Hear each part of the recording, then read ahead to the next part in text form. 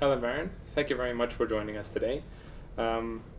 We'll be discussing kind of two things. First, we'd like to discuss the STS Across Borders initiative for this year's 4S conference in Sydney, and then I would like to talk to you a little more in depth about STS in Australia and your particular affiliation with STS at Deakin and your kind of history throughout. Great. Can you tell me a little bit about the beginning of your career? How did it all begin for you? Yeah, thanks, Nick. I think probably the beginning is in mucking around in a Sydney landscape, playing in creeks, and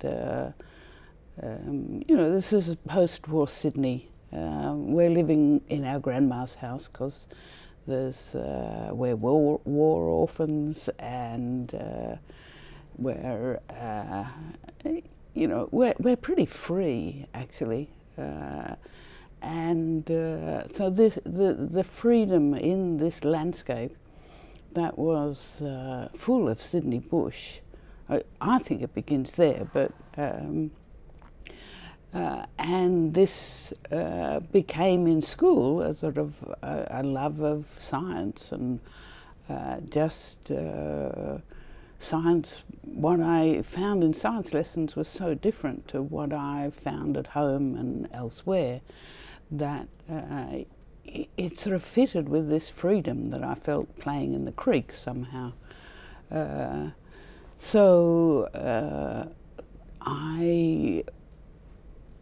But we were a pretty sort of lower class family, and so Sydney University, because I grew up in Sydney University rather scared me, to be quite honest, so I went to a country university that I thought would be smaller and less challenging, and indeed it was.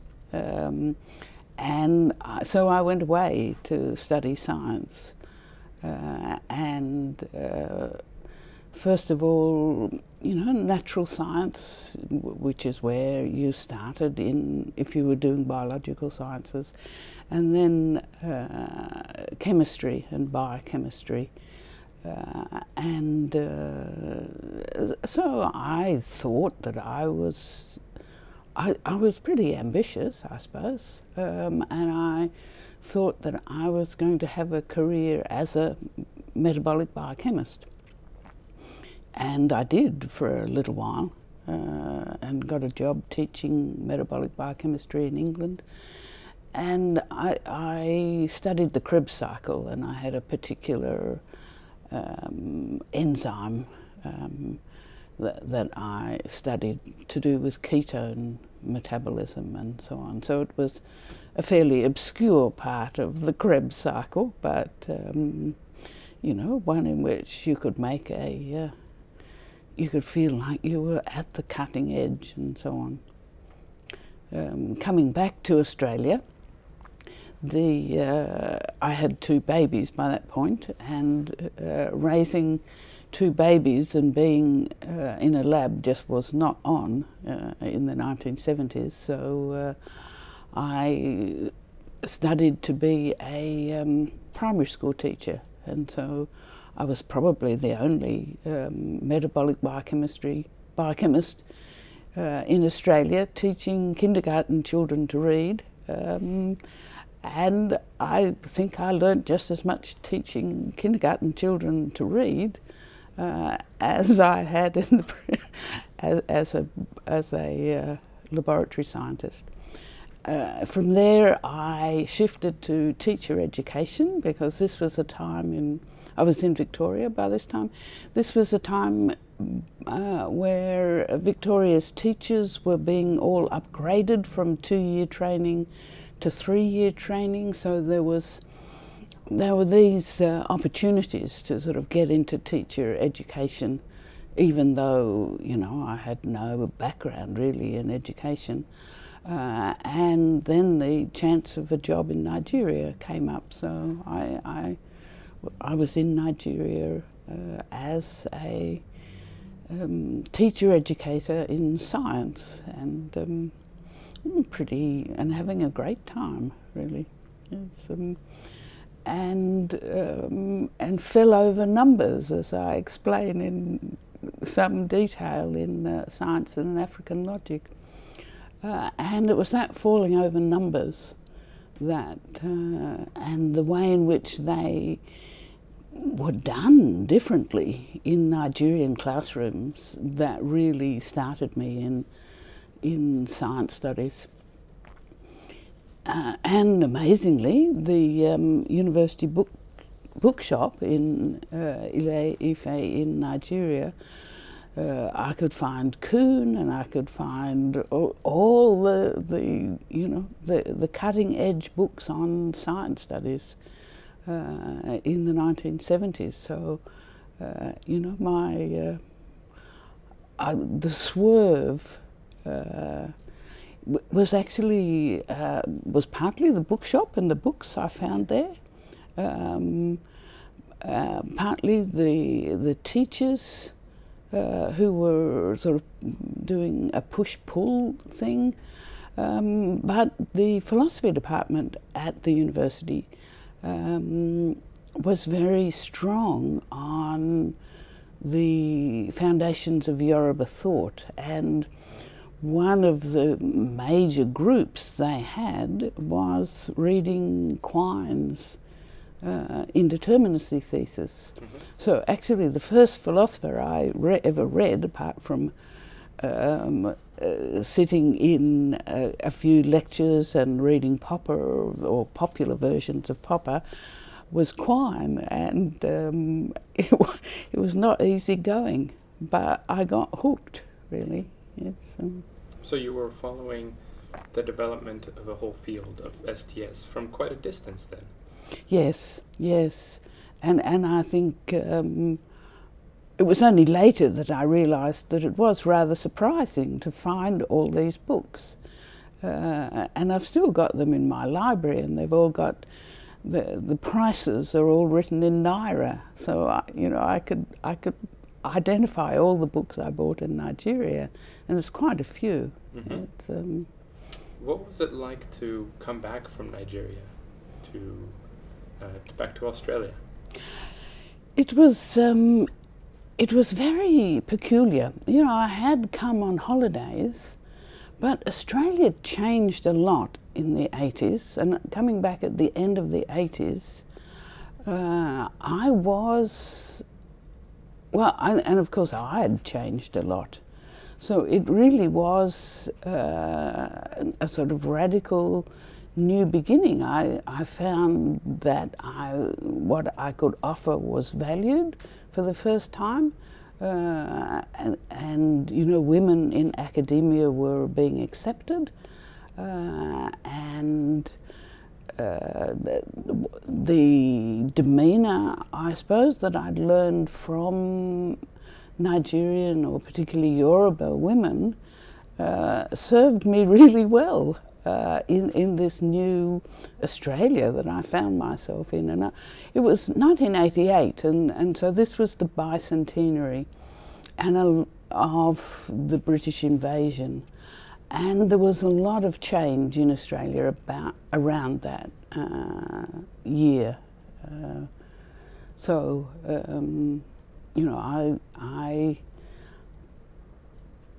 Whereas before I'd always come back to Australia, or the several times that I'd come back, with quite a heavy heart, and I had from Nigeria, dreading what I'd find. I was actually, I found myself very much at home, much to my delight. Mm-hmm. So. And back in Australia, is this when you joined Deakin University? Yes, amazingly, Max Charlesworth had recruited me as a visiting research fellow, and it is it's a most unlikely transition. Charlesworth was involved in structuralist studies of religion. He may well have come across the philosophy department at Obafemi Awolowo University at some international meeting. He never explained to me why my letter of inquiry, in which I'd sort of laid out what I could offer, actually interested him. Yeah, so I came back to Deakin as a visiting research fellow in the Science Studies unit in the School of Humanities. And so this was the third faculty that I'd been in. I'd started in science faculties, shifted to education faculties, and now I was in a humanities faculty, which I didn't think much of at the time, but I think it would be rather hard to pull off these days. Yes, Is this the time when you got engaged with a program in Indigenous knowledge? Yes. At Deakin University School of Education, which I sort of contacted with, of course, you know, this is a background. They were just getting involved with teaching a group of Indigenous teacher assistants. Now, I'd been training Victorian classroom teachers with 2-year training.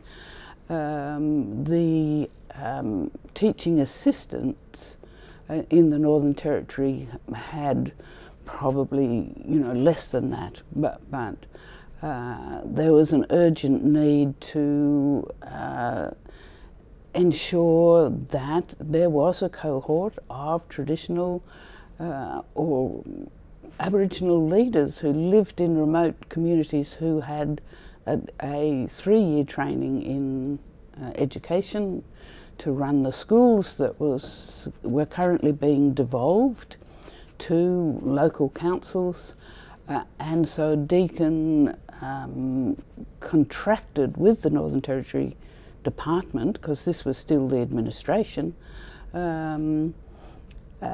to offer this 3rd year. And basically I was the only body on the staff who had significant cross-cultural experience. So even though it wasn't part of my remit, if you like, as a visiting research scholar, I actually took up, undertook to teach the maths and science education element of that program.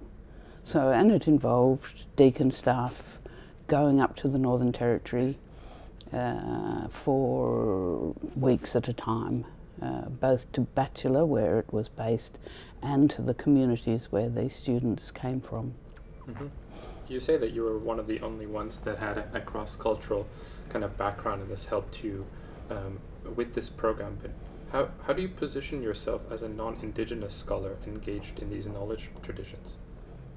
Yes, I've always been very explicit that what I offer is a translation. That I'm learning. I learned an enormous amount about Indigenous knowledge, partly because the elders in these communities took this program very seriously and realised that if the students who were going to lead the schools were going to get a decent education, they had to do something about training, in other words, the elders training the teachers. So I had both a man and a woman appointed as my teachers in the community, and they took that very seriously. So I feel as if I was the recipient of a tremendous gift in that. But they were very explicit that my role was to work out how to translate this, that they were not teaching me to you know, be a knower in an Indigenous knowledge tradition, but I was to be a translator. No, and not a language translator. There were plenty of those, and I wasn't very good at that anyway. One of the things that people often said to me in the North East Arnhem community, which is where I spent most of the time, is, oh, those Yoruba teachers, they did a good job of softening you up. In other words, you know, they found me easier to teach, because indeed I'd been thrown about by 8 years in Nigerian classrooms and knew how much work was actually involved in working out how to translate and what to translate and where to translate and how to do that. Mm-hmm. Yeah, so. While you were doing your work in Arnhem Land, how was the Deakin STS community developing? This was quite a young community at the time.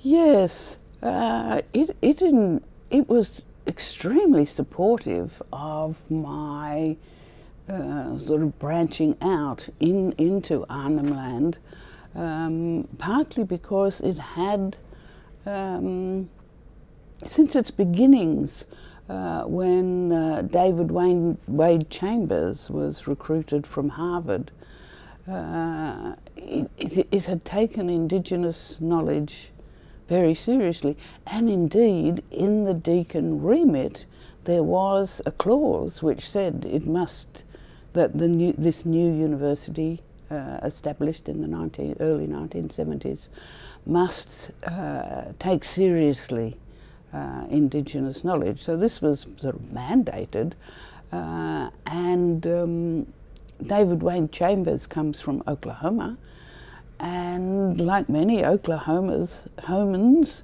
I don't know how to say it, has significant Cherokee family roots still. And a PhD from Harvard in the history of science. So he's a uniquely placed in a way, so already Wade and David Turnbull, who was then the tutor, were significantly looking at other Indigenous traditions, and David through looking at maps and studying maps and as this artefact that sort of goes through many knowledge traditions, and Wade very often through visual representations.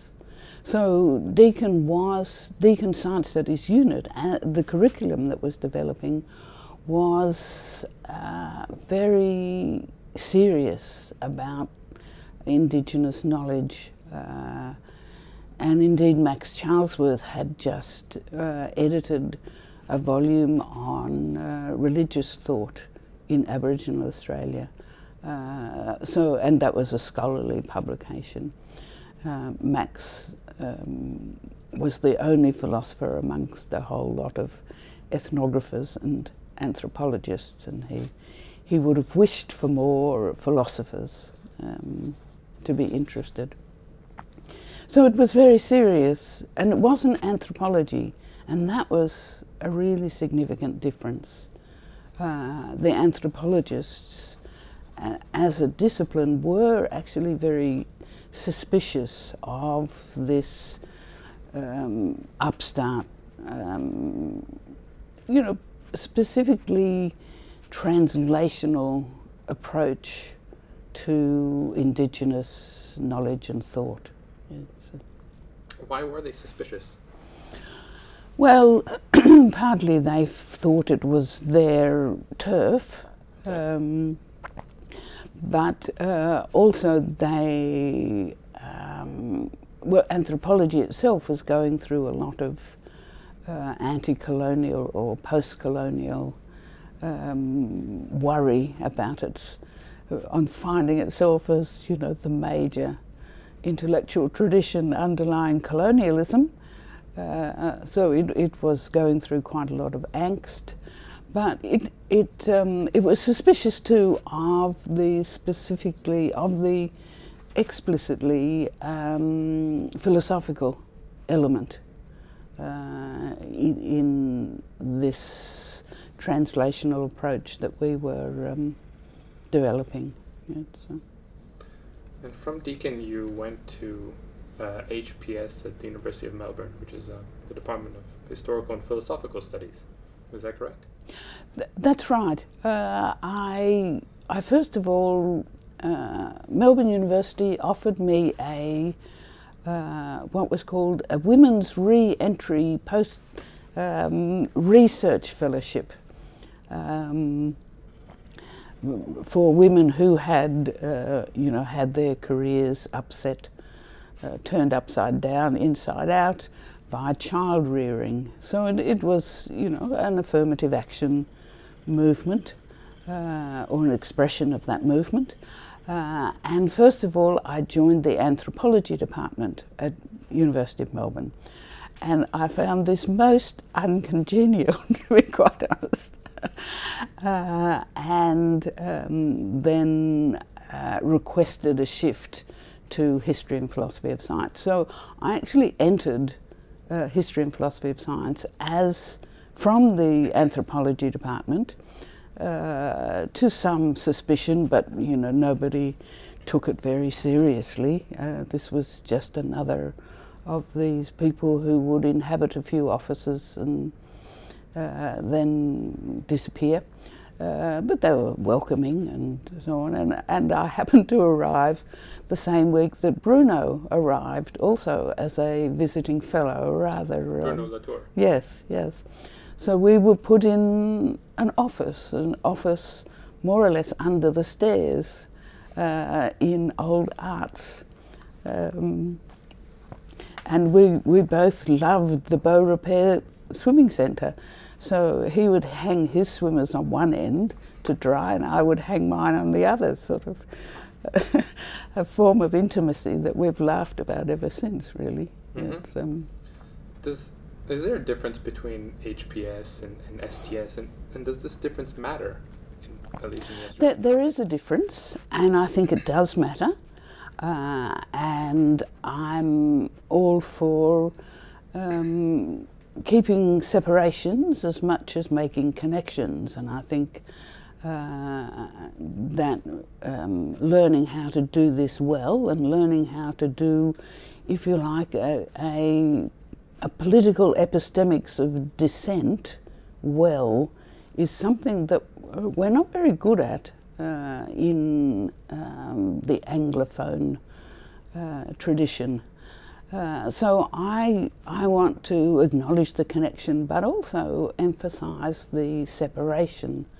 Philosophy and history are very different to what I was being inducted into as really was sociology of science at Deakin, and it was a concern to explain difference rather than explain difference away, and so this certainly began as a social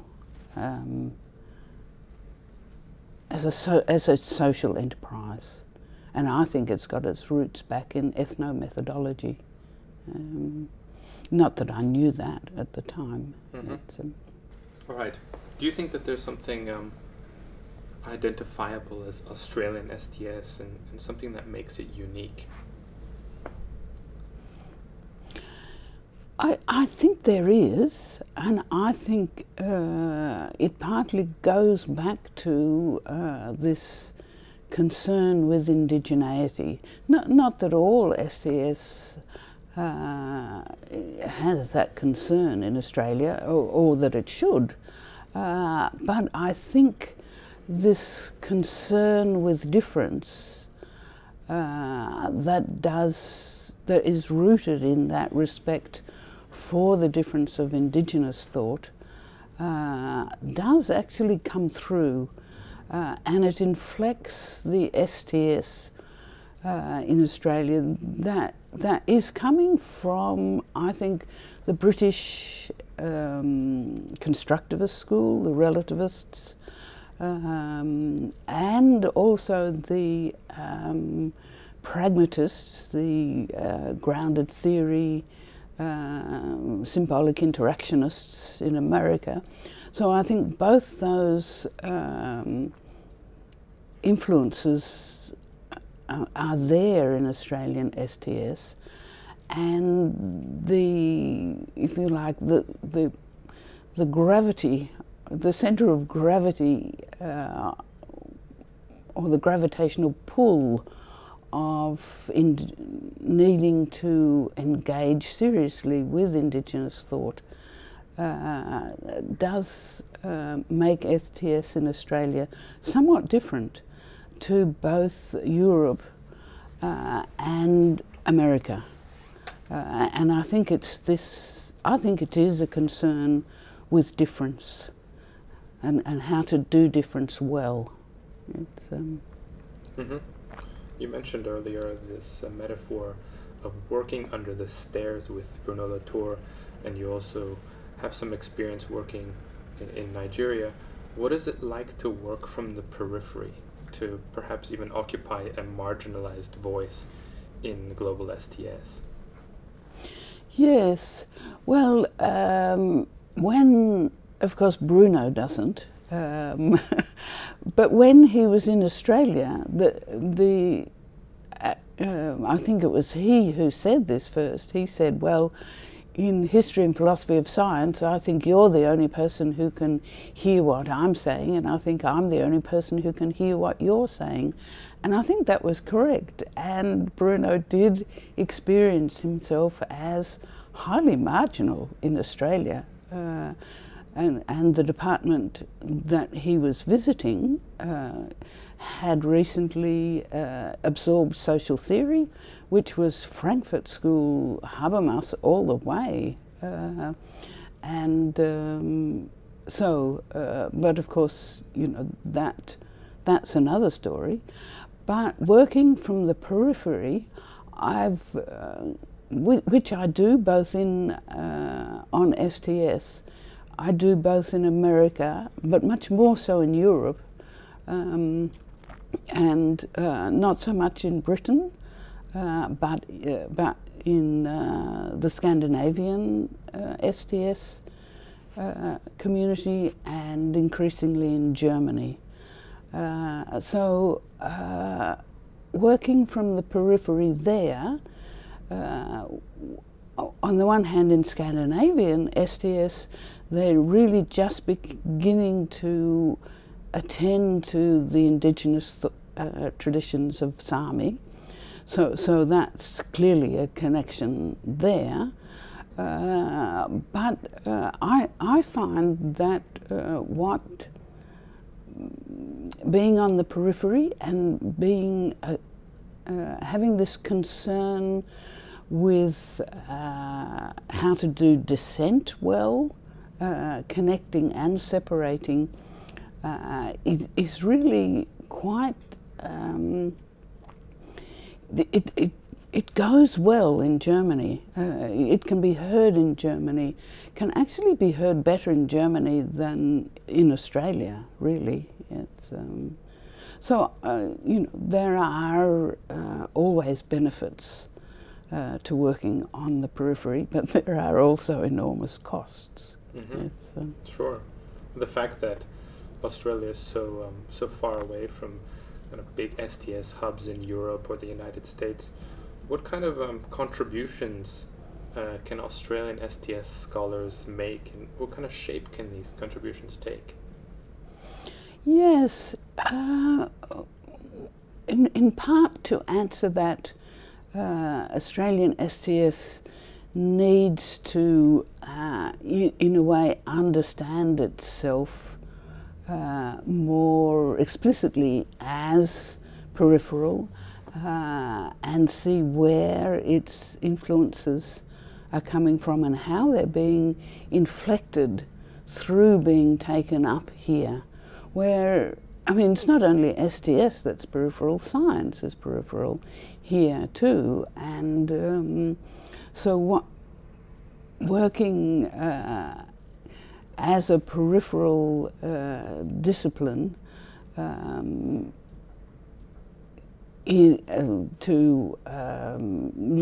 consider science in a place where science is peripheral and not well funded and not well respected, really.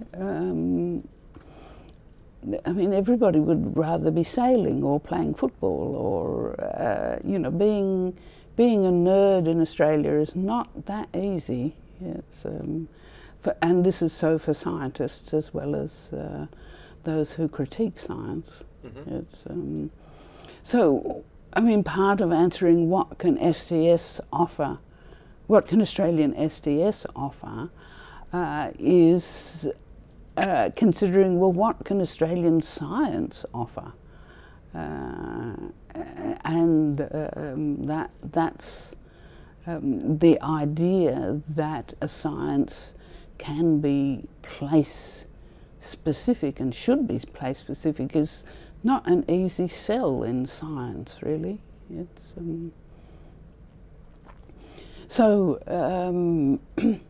I think one of the things that STS needs to do in Australia is be much more assertive when it comes to engaging with scientists and have much greater expectations of scientists, that they understand their own epistemic practices, that they understand that they have epistemic practices would be a good start. This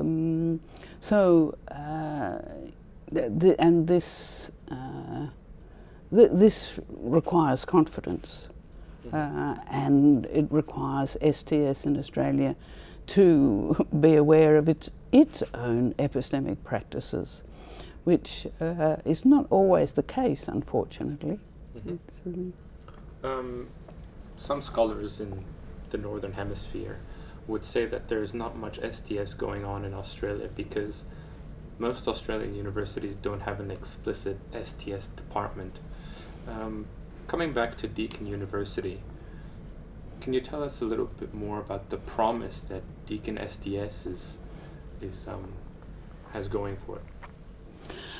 Yes, Deakin, when it was established as a regional and explicitly external provider of university education, and you know, science has always been extremely influential in the regions in Australia. I mean, I know this seems odd, but you know, Australia was a development state for a long time, and science is crucial. So science and the Australian regions are quite well known, although we tend to think of science as a metropolitan activity. This was one of the thinking, this is part of the thinking, I think, behind a Deakin Science Studies unit.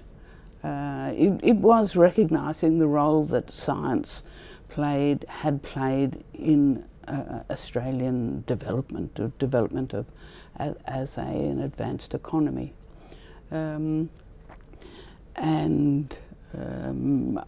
think so. There was an explicitness about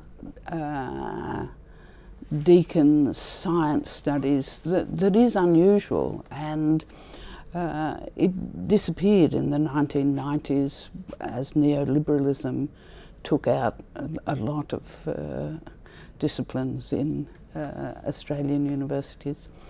But I think it's still there, that focus on regionality, that focus on external forms of education. So that the original impetus that had a science studies unit established at Deakin is still there, really. But of course now it's really, really difficult to have any disciplinary base in an Australian university. Here, in a way, science studies is better placed than a lot of other disciplines, like philosophy. STS has been used to getting out there and getting dirty as a sort of non-discipline, interdiscipline, transdiscipline, whatever, for a very long time. So STS practitioners are used to working in multidisciplinary teams, and this is where and how STS happens in Australia, more or less everywhere. It's, you get it you get isolated individuals or small groups flourishing as small groups within research programs, more or less helping anthropologists very often to do interdisciplinary research. Mm-hmm. You've talked a little bit now about making connections but holding separations. I would like to talk a bit more about exactly the tensions between philosophy, one of your main interests, and anthropology. It's a tension that plays out in your career, but it also is a tension that's playing out in STS today, with specifically, let's say, the ontological turn. You've mentioned as well a couple of kind of concepts. You had an experience of falling over numbers, of discussing how to become a knower or a translator, how to explain difference and not explain it away. You've developed a particular or even peculiar vernacular that is trying to work the tension between these two disciplines. So let me start with one of your signal terms, the disconcertment. Please tell me more about the disconcertment. Yes, disconcertment is, I find, a very useful concept. I use it as an analytic concept, but of course it's just an ordinary word, and it's a fairly unusual word. Most people don't come home and say, "Oh, I was very disconcerted to." So it's useful in that sense, in that, and I also like the dis and the concert and the way they go together, and that.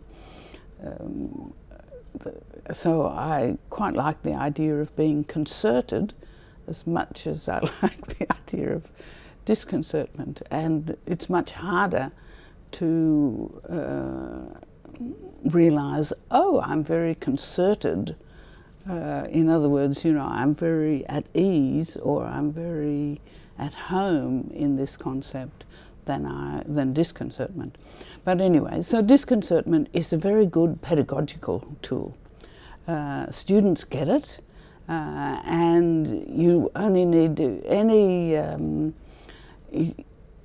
gathering of ethnographers, and they know instantly what you're talking about. They know it in their bodies. So it does all this work for me. But I actually, for me, although it does this ordinary, everyday linguistic work and pedagogical work, it's really epistemic disconcertment that is at the core of my concern, and that's actually quite harder to get. Very often you'll find that there's an epistemic disconcertment at the core of a disconcertment you've experienced. But it takes a lot of work to work out the epistemic practices and what they were, which particular and precise epistemic practices were somehow outraged, were somehow flagrantly ignored or transgressed in any particular episode of disconcertment. So it allows you to do a lot of thought work, and doing thought work with words. So what you're doing there is, in a way, using words very carefully, and I think that's respect for words and love of words is, I think, core also in disconcertment. So one has the disconcertment in trying to become a knowing self. What do you mean with becoming a knowing self? A term that you've used a couple of times already. Yes, I used it first in Germany when I was asked to give a lecture in what they called humanistic transcultural psychology, and it was in a way trying to make sense of what that could be. Because this is all in German and I don't read German very well, that I came up with this translating idea of a knowing self. And I started with the baby. And of course, this is unusual in humanistic thought to talk about the knowing self by talking about the baby. It's usually the the angst-filled man who's the figure here. So this, and I had a photograph of a baby who's a friend of mine, who was a little brown-skinned girl. And so to have this as the figure of the knowing self was actually very helpful. And talking about the way in which that knowing self becomes a knowing body, and eventually a word using knowing body, is really the figure of this knowing self that I want to cultivate. And so it goes along with this respect for words and the idea that words and predication, and this outrages linguists, predication as a bodily matter, not a matter of the mind. And so this, it's quite an important figure in me beginning to get across this different conception of what it is to be a translator who connects and separates explicitly. So. Is this interest in embodiment and in language something that is more known as material semiotics, perhaps in the greater STS discipline? It is, but I don't use that term very often because material semiotics, in a way, it has this vision of language as language injected into everything, whereas for me, it goes the other way. That language is not coming down from the head and being injected into experience. Rather, words emerge from bodies and generate experiences. In your work, you speak a lot about making explicit metaphysical commitments. This is a very strange thing to do, or even strange thing to say. What do you mean by this? It goes with being aware of our epistemic practices And of course, this goes right back to my being re-softened, if you like, by the Aboriginal elders who took me in their took me under their epistemic care, if you like, and they kept shaking their heads in despair that unless we white people learn, you know, what we're really committed to in the world, and unless we can say it, we'll never get anywhere in understanding what they're committed to and recognising it as different. So this challenge to that comes with being this translating, knowing self, to be aware in an embodied sense of your commitments. Okay, and they are metaphysical commitments. Metaphysics is a funny word anyway, but people do get it, that it's something strange and beyond what we normally think about.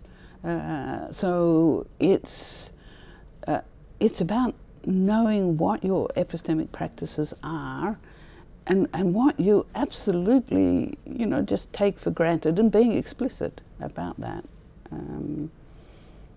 And you know, one of the examples that I often give of this is learning to be explicit about this modern figure of matter set in space-time. I mean, that's actually not a very profound metaphysical commitment, but it's a metaphysical commitment of science and of much popular modern thought that you know, that we think of the world as stuff sitting in, you know, empty space and time. That's how we foreground it. Yes, and then we read that into our Indo-European languages, and it gets embedded, and it's explicit in science, and then it's very hard to see that it's really just a translating figure. It's just doing work there, and you can go on without it. Mm-hmm. It's, another funny word that you tend to use, maybe one that has been misunderstood, specific to your connection to philosophy, and in a way the connection to the ontological turn in anthropology. Much is said about the word ontology, but you have a preference for the word ontics. Now, what exactly is ontics, and what is its relationship to ontology? Yes, ontics is different to ontology, but as soon as you start talking about ontics, you're doing ontology. So it's extremely difficult to point to ontics, but it is what this knowing, emerging baby has as she becomes a knowing, embodied self. She knows how to stand up by hanging on to things and using tables as participants in her being in the world. And so the baby has an ontic understanding of a low, solid table that she can hang on to haul herself to her feet. And when she, then later on, she will, if she's learning to speak English, she might name the table as table, and that's just sort of heralding the table, just pointing and categorising. That's a table, that's a chair. But then later on, she will predicate, and then she's doing ontology. she might say something is on the table, being a bit surprised if the cat hops up on the table. She might say cat on table, and then she's making a predicating sentence, and she's doing ontology. So ontology involves words, and as soon as you start talking about ontics, you're doing ontology. Sure. One of the misunderstandings, and this is going to lead me to a couple of questions on ethics and politics in STS, or in specific in your work. One of the confusions perhaps with the use of the words ontology is that ontology tends to be a particular vernacular philosophy, and the fact that philosophy has a drive towards making foundational claims. Let's take the example of Descartes' cogito in this instance, and that ontology is not actually being, but the discourse that treats being qua being, and that this discourse is in a sense political. But because this is in STS quite controversial, is the fact that STS brings with it a certain anthropological sense, an anti-colonial, anti-ethnocentric sense, in which there's in a sense, a profound respect for the other. So, on the one hand, you have philosophy that is interested in making a foundational claim, and on the other, you have anthropology that is trying to have push an absolute respect for the other. How do these marry together? It's difficult. One of my tricks, if you like, for starting to tease out these difficulties is to insist that ontology is to insist on the ology in the ontology, that it is a study of the ontic. Now, of course, I disagree profoundly with the philosophers who understand the ontic as given, stable, found, and for me the ontic is emergent, and ontology is really just an extension of ontics.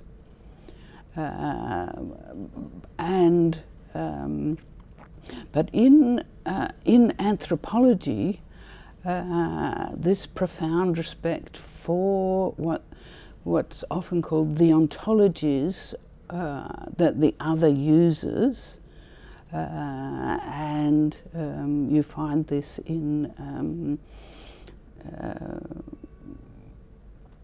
a lot of the South American work, that the anthropology wants to recognize what I would call the metaphysical commitments of the other in its own terms. But of course, then you have to worry about your translation. And so the latest shift, or the latest move in the anthropological ontological turn, is to suggest that the translation, the figure of the translation, the metaphysical commitments of the translation, is as much an outcome for the anthropologist to discern as the ontology of the other. So you get this recursive going back into the distance of ontologies within ontologies within ontologies within ontologies, and so it actually becomes very difficult to say anything. So I'm not sure that that latest move is going to be generative. And so this is why I think, okay, you have to stand somewhere. These are my metaphysical commitments. This means that whatever I offer is partial, both limited and interested. But the best I can do is tell you the analytic framing that it's generated in, and then, sorry everybody, but you have to do the rest. Yes. If mutual respect were the primary way of getting on in the here and now, we would have to affirm certain divergent possible worlds, kind of Leibnizian universe. You could insist that there are other ways in which being can be enacted or performed. You wouldn't be the only one saying this. Perhaps a number of scholars in STS would make this claim, so there would be a certain multiplicity of being. However, if the insistence on multiple possibles renders possibility itself as ontologically unitary, so while being may be multiple, ontology tends to move to the unitary or towards unicity in some sense. How do you work through this kind of aporia in good faith? Yeah, I mean, I think this comes back to the here and now. Yes, multiple possible worlds, and they're always there, but when you want to reach an agreement, when it's important that an agreement will hold, then you have to, it's radically situationist. It's here, it's now, it's these people, it's these words. So it's, I think it might be useful to think of this as a situated truth form. And this is a sort of Nietzschean move to say there are multiple truth forms, and that multiple truth forms are always in play in the multiple worlds, of course, because worlds bring their own multiple truth forms. But to agree enough on a sort of radically situated truth form here and now with these people at this time, talking about this thing. And I think I first had a vision of this before I thought about it very deeply, and it's a vision that comes from participating in a Yolngu ceremony when there's an agreement, and a ceremony is an active political, ethical negotiation over something, very often a murder or multiple murders, or, you know, grievous, egregious harms. And if there's an agreement, and everybody agrees there's an agreement, a spear is thrown into the ground. And this is called a galta, and it is possibly the most sacred place. And there are galtas, there are many galtas, and some are more sacred than others. So this, in a way, the spear, like, the vision is that it penetrates through to some other realm and constitutes a truth form. So I've got a vision of this, and I had a vision of it happening, and a sense of relief after this spear is thrown into the ground and the galta is established, before I got it, if you see what I mean. So I think I'm extremely fortunate to have learned a lot of a different way of thinking from actually participating in it, through, you know, just being really fortunate in my experiences in Aboriginal Australia. in your work you also use the word comparison. It's also a term that you've had discussions with other scholars with. What do you mean with doing comparison, and what do you mean with comparison being participant? Yes, comparison, of course, is another one of these words. It's a bit like disconcertment. It's a very ordinary word. People do it all the time, and sometimes, you know, it's explicit about what's being compared, and you can't compare apples and oranges, except you can sometimes. But comparison for me really has to be something really quite profound, and it has to, if it's going to be generative,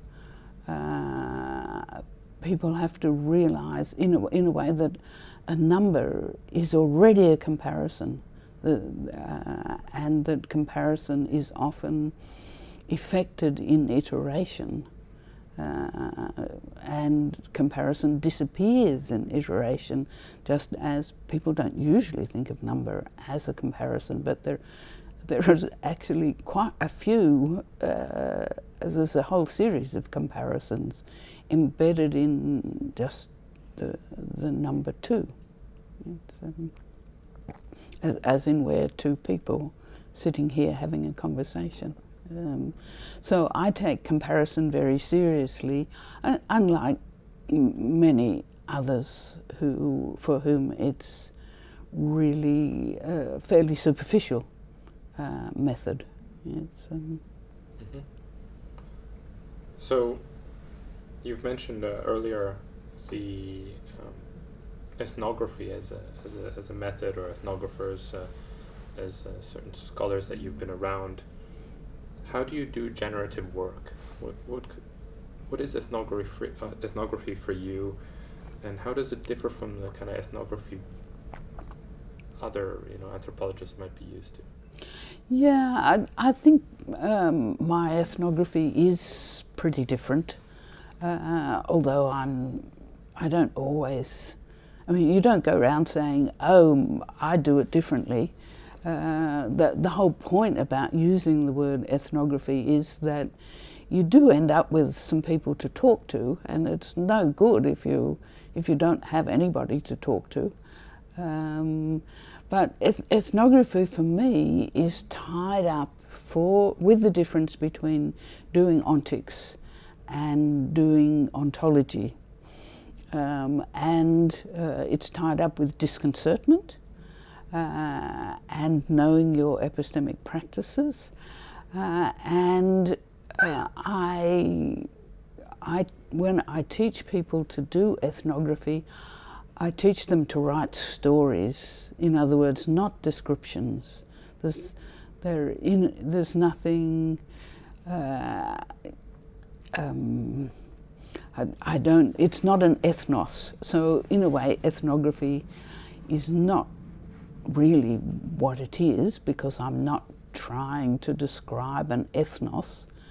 Well, might be. I'm trying to get this situated, this situated truth form that an ethnographic story, and it has to be a story, emerges out of a disconcertment, and the disconcertment is being read there as something trying to break through the surface of an everyday, ongoing, banal existence that takes multiple ontologies for granted. So it's trying to get hold of what it is that's trying to poke its head up from underneath. That ethnography is important for me. I think ethography might be a better term, because it's about the ethos of the situation, the ethos of the moment, the trajectory. but I'm not going to go around saying I do ethography, because that's what people who study birds do. All right, coming back to, thank you for this, coming back to philosophy and perhaps some of the influences you mentioned earlier, Quine, you also mentioned Thomas Kuhn. I have kind of identified three sets of influences in your work. The pragmatists, Dewey and Peirce, that we see in various guises in your work, Michel Serres, and the post-structuralists, if you could call them post-structuralists, Foucault and Deleuze, which take a shape in your work that isn't always obvious, but looking at your interest in doing difference,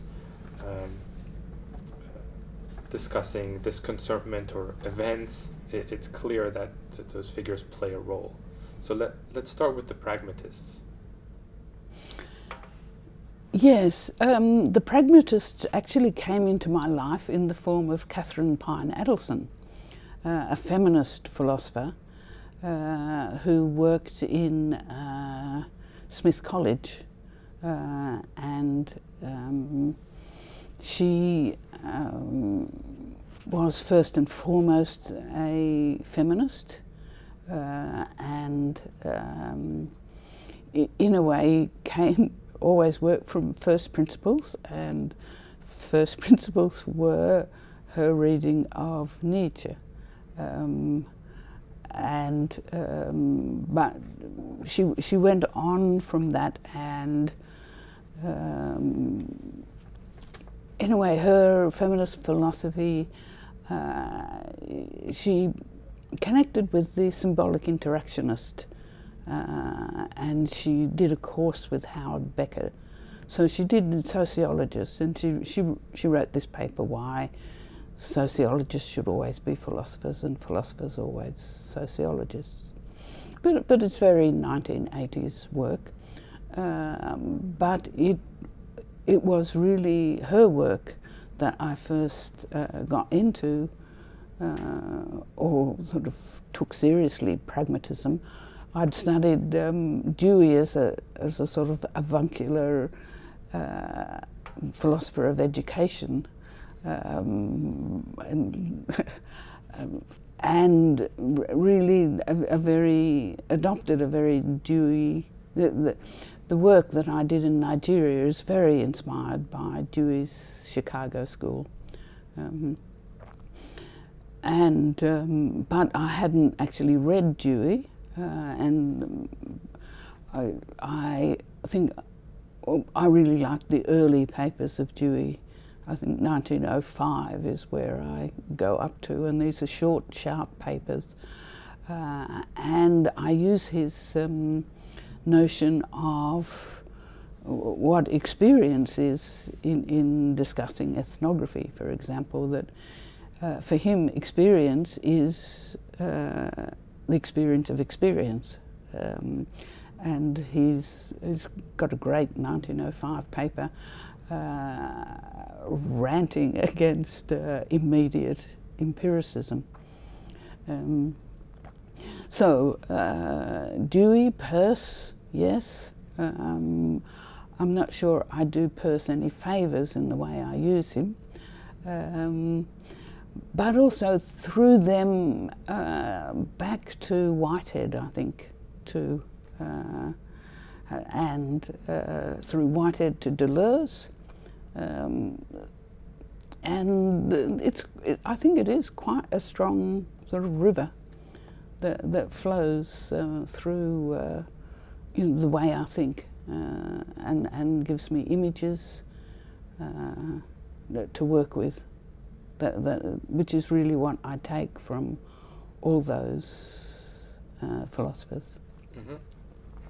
You mentioned Deleuze. Of course, Deleuze has become the signal popular philosopher of the last couple of years, not only in continental philosophy, but in anthropology there's a turn to Deleuze. In sociology there's a turn to Deleuze. In STS you see Deleuze everywhere. you speak a lot about doing difference. Difference is perhaps the key concept around which Deleuze works. But why is Deleuze not explicitly visible in your work? Partly because I find him so hard to read. But I do like, repetition and difference. So this is the book I read, but I read it episodically, in fits and starts, not as entire arguments. But also what is philosophy? Probably those two, beginning and end, or not really beginning, but they're and partly I don't refer to him because everybody else does. So this is just a peculiarity of my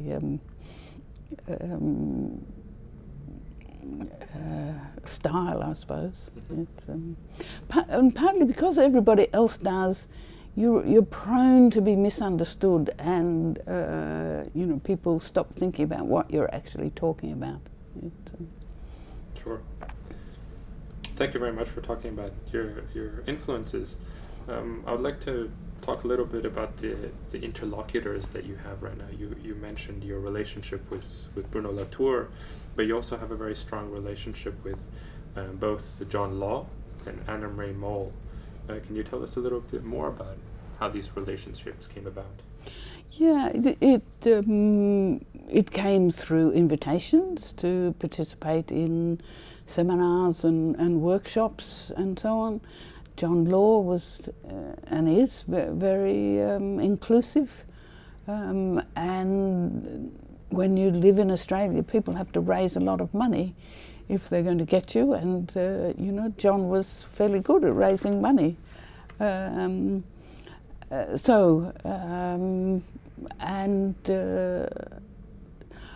think when I first raised this idea of ontics, Anne Marie Moll was in the hall, in the workshop, and she bridled at that and still does, and won't go there. And so they're certainly been useful interlocutors, but there are significant differences as well, which we acknowledge and are generative. And the same with Bruno. I disagreed with his pre-moderns in 1988, and I still do. Yes. You're not the only one. Yeah. I guess the last interlocutor that I would like to talk about is one that also is working the tension between anthropology and philosophy, is Marilyn Strathern. How's her work influenced you? Yes, I think she's been someone I've written against very often, and I think you can see this if you look at her little pamphlet called The Relation, which was her professorial lecture at Cambridge, and her account of the relation is a modern abstractionist relation, and that is exactly what the relation that I work with is not. But I find I often use the word decomposition when I'm talking about ethnography, and I think her account of decomposition, which I think all her work is really, well, I think ethnography is always a double movement. And I think most ethnography is a double movement, and it's always a decomposing and a recomposing. Most ethnography uses, first of all, an abductive generalisation. In other words, going from the general to the particular, and then an inductive, going from the specific to the general. And I think there are two sorts of inductive recompositions, and I think what I'm thinking about at the moment is this radically situated truth form.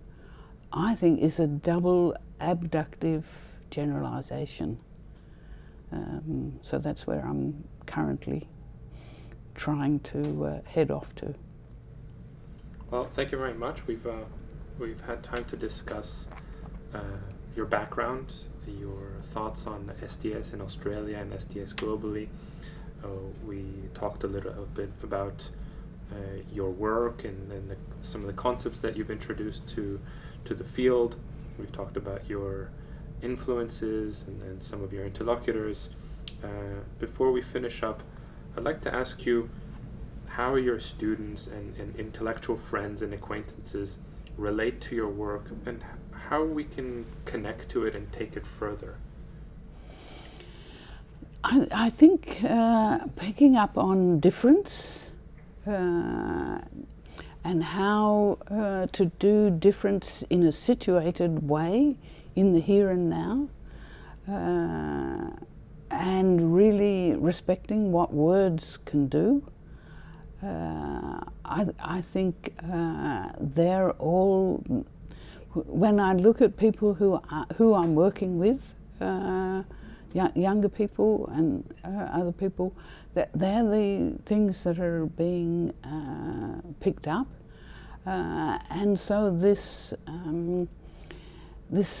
how we do difference, how we respect difference here and now, and the different sorts of difference that we have to work out how to do.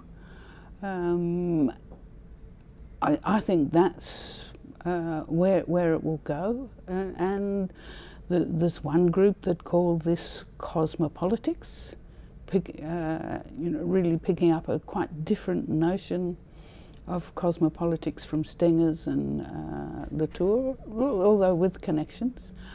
Then there are others who see this as situated ethnography, and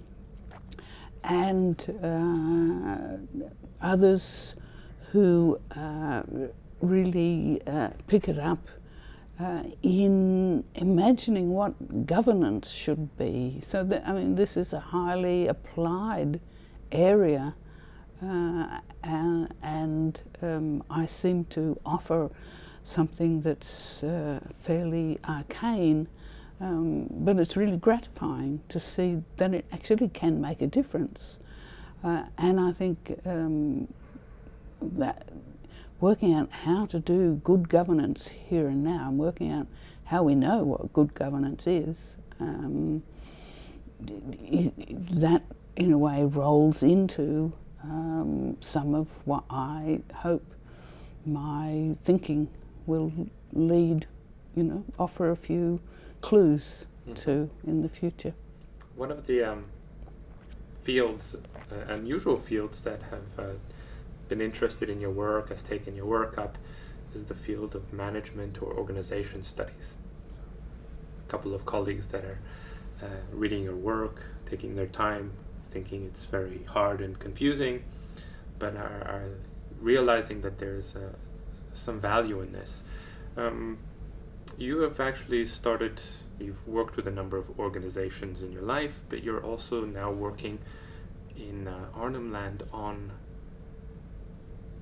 certain organizations that are, as you say, connecting up with the services economy, this kind of fear that we might feel across the academy, the kind of commercialization of organizations. How is this work coming along, and what are you doing in this case? What I'm doing there is, it is in organisation studies, and service delivery, human services delivery in the Northern Territory has gone very far down this road of marketisation and all the human services delivery in Aboriginal Australia, in remote Aboriginal Australia, is on the basis of contracts. And so the notion of human services delivery products is, it's a weird entity, and peculiarly that embeds a whole lot of what I've been thinking about for many, many years. I mean, it actually, you have to think really, really carefully. And this brings in evaluation. And so working out how we're going to be able to critique this new world where epistemics is really bought and sold. Epistemics is a product, and it's a product that's in these human services delivery products, and that how we think about that is not at all obvious. It's so this is why I think governance in this world of services delivery products is a really crucial place for us to get our thinking together pretty quickly too. Helen, thank you very much for your time. We've covered a range of subjects, and I wish you all the best with your research going forward. Thank you, Nick. You've been a wonderful person to have a conversation with. I've really enjoyed it. Thank you. Thank you.